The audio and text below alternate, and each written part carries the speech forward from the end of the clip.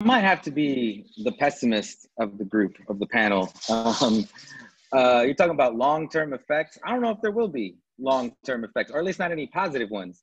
Like, you can talk about the long-term effects of 9/11, the Patriot Act, the security that we witnessed at airports.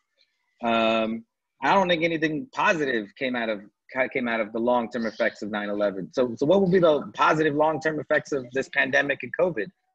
I don't think there will be any positive long-term effects. And I'll say that pessimistically, and you can check me on that. But like what Ms. Flores just said, that it'll be dependent on the goodwill of the nice white parents to change the system of education, to stop it from being a white supremacist system, and make sure that people are served equitably.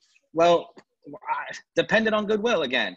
And then Dr. Reddick, you talk about going back to normal. You know, we can't afford to go back to normal. That normal was bad.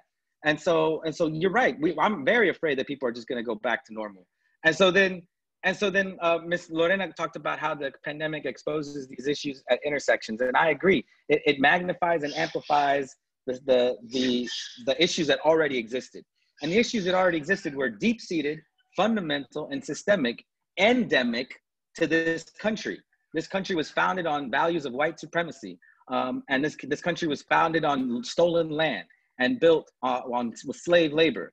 And so if we want to, like what Ms. Nina talked about, how we see the manifestation of that foundation playing out in schools that are now centers of food distribution for communities of color, Black and brown families that aren't being paid well enough in this capitalist society to be able to afford food and afford healthcare. This pandemic has exposed that this country is rotten to its core in terms of providing a state that provides for the welfare of its people.